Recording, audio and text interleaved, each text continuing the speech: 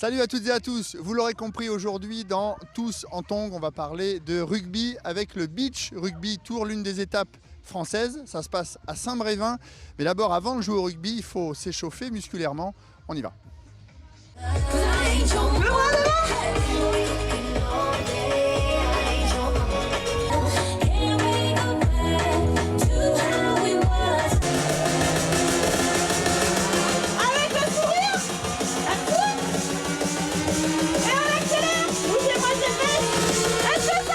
Allez, on se retrouve avec Thierry Janetzek, l'un des instigateurs justement de ce nouveau sport, on peut dire ça comme ça, le beach rugby. Oui, beach rugby, animation rugby sur la plage, on ira. Ouais. Alors comment c'est né d'ailleurs ce beach rugby c'est la 13e édition du Beach Rugby Tour. Elle vient d'où cette idée de faire du rugby sur la plage ? Bon, le rugbyman en été, il s'embête un peu. Donc quand il est sur la plage, qu'est-ce qu'il peut faire d'autre que jouer au rugby? Et c'est parti de là en fin de compte. Et puis l'idée du beach rugby aussi, ça a été d'amener sur un lieu de villégiature où les gens n'ont pas forcément envie de se bouger, n'ont pas envie de se faire trop mal, amener une autre forme de pratique de rugby adaptée à tout le monde. Et il y a dans cette animation beach rugby des formes de jeu avec le ballon, qui permettent à tout le monde de trouver sa place et son compte et de participer. Donc il y a une grosse mixité de jeux qui permet aux plus anciens, aux sexes différents de se mélanger et de jouer ensemble autour du rugby, ce qui est quand même quelque chose d'assez nouveau parce que c'est quand même un sport qui est sur ce que l'on voit à la télé assez physique, et là on essaie de démystifier cette image du rugby, montrer qu'on peut faire du rugby à tout âge et sur tous les terrains, et voilà que c'est une bonne porte d'entrée pour les spectateurs et le public qui n'est pas vraiment initié. Ce qui a été très très bien et qui a été véhiculé par ce beach rugby, c'est le règlement. C'est un règlement à toucher, on n'a pas le droit de plaquer, donc la sécurité est vraiment mise en avant et il n'y a aucun danger, aucun risque. Donc c'est pour cela que c'est une opération séduction.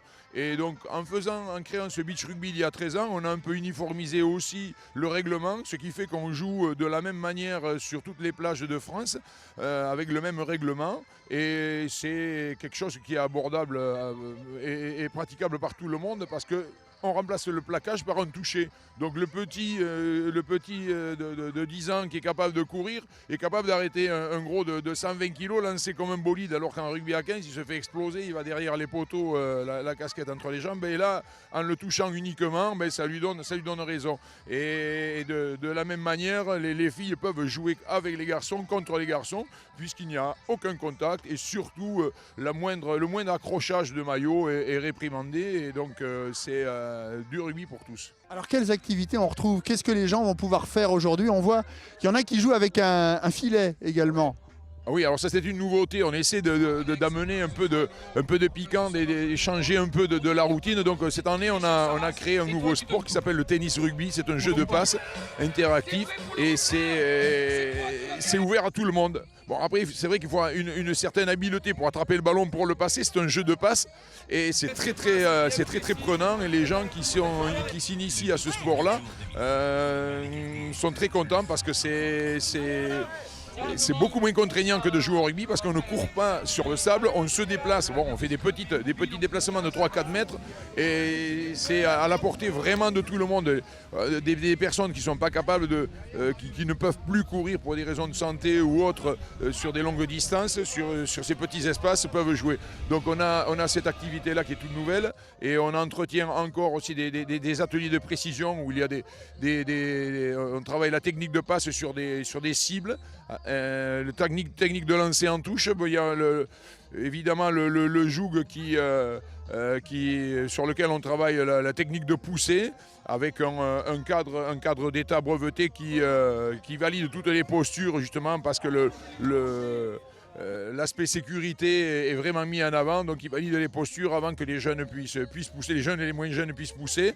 Voilà, donc et là on va débuter ce matin par un tournoi des familles. Et les familles composées d'une maman, des enfants, du papa, des cousins vont s'affronter sur différentes épreuves. Merci beaucoup Thierry. On va aller voir ce que ça donne le beach rugby.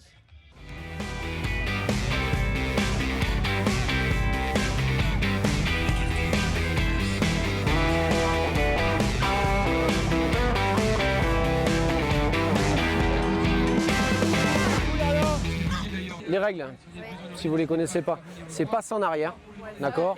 On marque au bout du terrain, d'accord? Et toucher 2 mains. On peut conserver le gain de la balle sur 3 touchés, d'accord? Vous vous faites toucher une fois, vous gardez le ballon, vous faites la passe. Une deuxième fois, on continue. Une troisième fois, vous êtes obligé de rendre à l'adversaire. D'accord? Ouais, joue. Ça joue, pas touché. Allez, c'est à moitié en arrière. Toucher numéro 1. Hop là, oh. Ok. Toucher numéro 2. Oh, l'interception et l'essai. Super.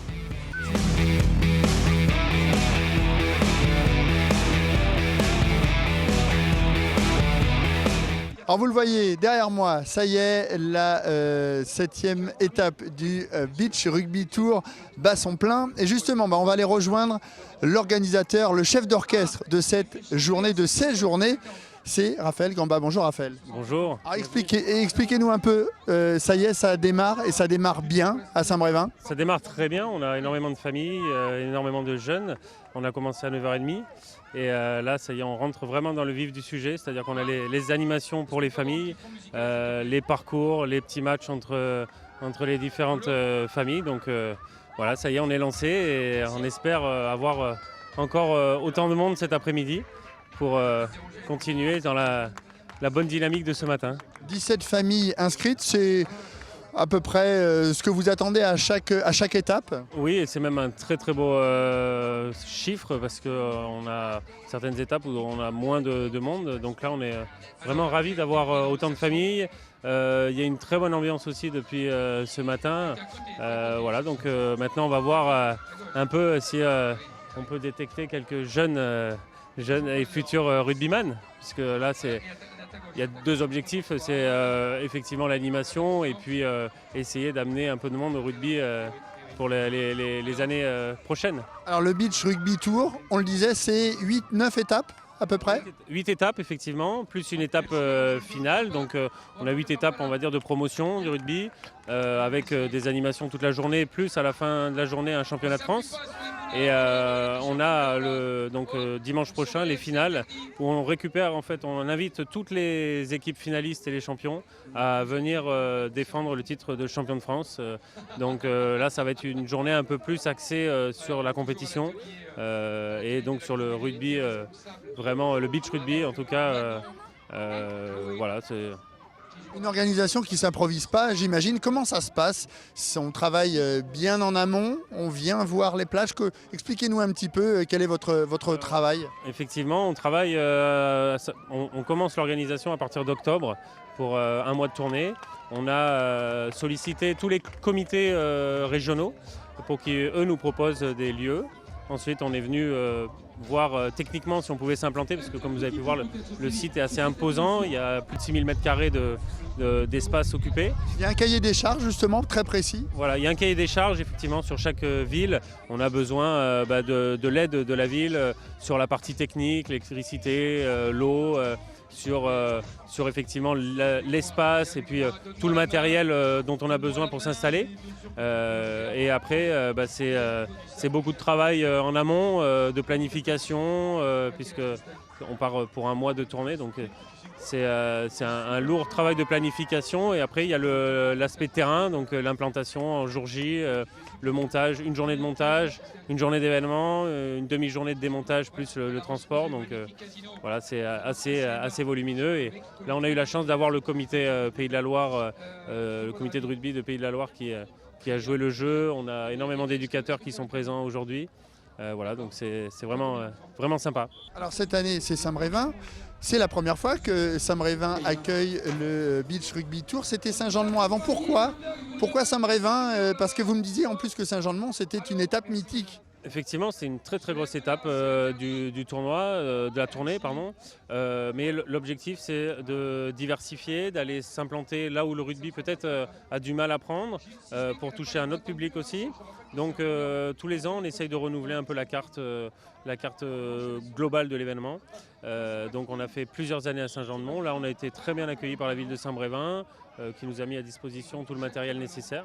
Et voilà, il s'avère que pour le moment c'est une réussite, donc on est très content d'être ici à Saint-Brévin. Le choix de Saint-Brévin, c'est aussi parce que derrière nous, là-bas, il y a Saint-Nazaire, avec un club en fédéral 1. Il y a Nantes qui est pas loin aussi. Non, la région des Pays de la Loire est un vivier de jeunes talents de rugby. Effectivement, il y a Saint-Nazaire, comme vous le disiez, il y a Trignac, on a Pornic, le club de Pornic qui vient nous donner un coup de main aussi aujourd'hui avec ses éducateurs et la tenue de la Bodega.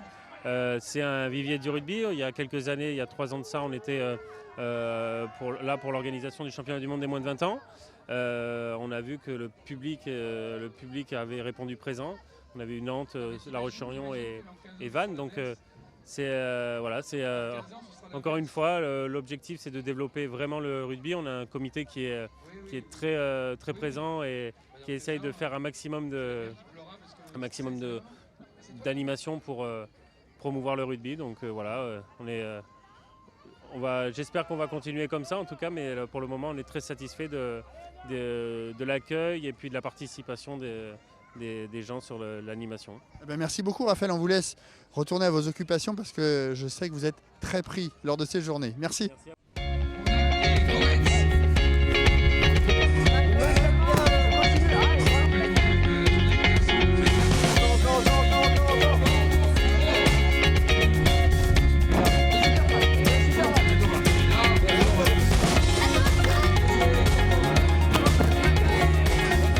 Qu'est-ce que vous avez découvert là? On a découvert un petit peu le rugby, c'est un sport qu'on connaît par chez nous un petit peu, qui se développe.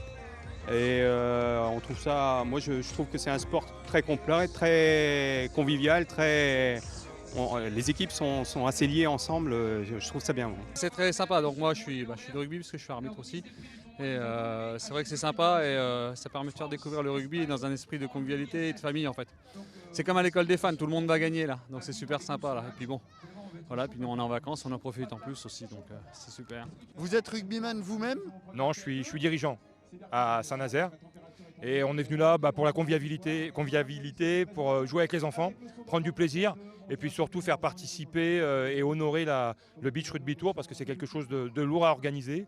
Et c'est vrai qu'il est important de pouvoir honorer tous les membres de cette tournée et aussi de participer. Mais le beach rugby, c'est complètement autre chose que le rugby normal. Tout à fait, mais c'est pour prendre du plaisir. C'est vrai que c'est complètement autre que du rugby normal. On prend du plaisir, on se roule dans le sable. C'est le moment, c'est l'été, c'est l'heure de se rouler dans le sable. On en profite encore avant de reprendre le travail.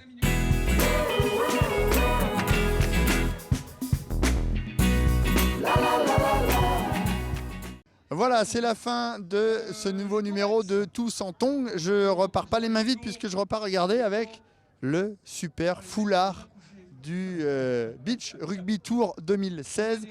Dernière étape, ce sera pour ceux qui sont intéressés bien sûr ce week-end à Quiberon. Quant à nous, on se retrouve demain pour un nouveau numéro de Tous en Tongs. Salut. D'abord, je vais vous solliciter en fait.